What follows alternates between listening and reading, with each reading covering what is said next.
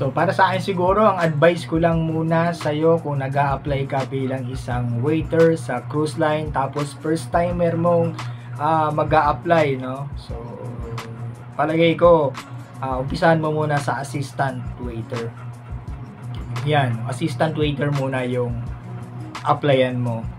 Hindi naman kaya RS o room service or buffet attendant or mga ganyan muna yung mga applyan mo. Kasi kung mag-a-apply ka bilang isang waiter sa cruise line, tapos possible yan na hindi ka talaga matatanggap, ma-hire. Baka matenga ka lang o baka ma-hold ka lang, no? Kasi wala naman nag-apply sa cruise line ng waiter agad-agad na pagsampa mo doon, waiter, no? So yan siguro yung pinaka advice ko lang sa'yo. Saka ka na maging waiter or applyan yung waiter kapag nasa cruise line ka na. Kasi sa cruise line, pwede kang mag-apply kahit anong position na gusto mong applyan. Pwedeng-pwede po yun. Tawag doon, cross-training.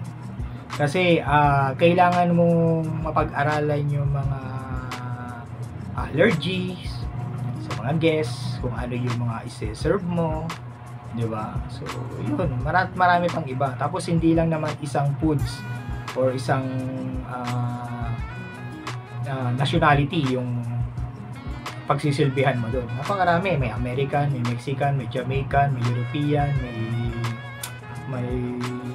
Asian, at kung ano-ano pa kailangan pag-aralan mo. Kasi kung mag-apply ka ng mga waiter, tapos pagsampa mo doon waiter, katulad ng iba na lang, for example yung sa Chinese, no? So based sa my experience ko, may mga Chinese doon na pagsampa doon waiter kagad. So yun, nakikita namin kung paano sila magtrabaho. Talagang demoted talaga sila dahil pagsampa ba naman waiter, hindi nila alam kung ano yung isi-serve nila sa guest. Hindi nila alam kung ano yung mga wine pairing. Napaka-importante kung ano yung mga wine na isi-serve mo sa guest. Tapos paano ka mag-handle ng assistant waiter mo, 'di ba? Yung sarili mo lang hindi mo kayang i-handle, ano pa kaya yung mga assistant waiter mo, 'di ba? Di sabog yung area nyo, 'di ba? So, di-demote ka talaga. Kaya mas maganda na assistant waiter muna. Wala naman pagkakaiba yung assistant waiter tsaka waiter. Yun lang is naging leader lang talaga yung maraming alam yung mga waiter, no? Tapos yan yung way para ma-train yung assistant waiter na someday maging waiter din. Para alam din nila kung paano mag-handle ng guest. So may mga ratings kasi diyan. Napakadali mag-waiter kapag meron ka ng idea at dumaan ka sa pagiging assistant waiter. Ngayon, ang tanong mo rito is ano yung mga question and answer. Ayan. Nandito sa comment section, yung possible, no? At least meron kang idea kung ano yung itatanong sa'yo kung mag-apply ka ng assistant waiter, is nandito sa comment section. Ito, makakatulong yan sa'yo na pwede mong magamit. Pero syempre, dagdagan mo pa rin yung knowledge mo, mag-explore ka pa rin sa internet kung ano yung mga possible question and answer. Lahat naman nasa internet naman. Lahat naman nasa Google, no? Ay ano mo na lang, i-research mo na lang yan. Para pag interview, naka-ready ka na. Kung minsan kasi may mga interview na napaka-basic lang ng question, masyado kang prepared. Napaka-prepared tayo sa interview, tapos yung mga tanong is napakadali lang. Kaya maging prepared ka rin sa mga simpleng mga tanong, no?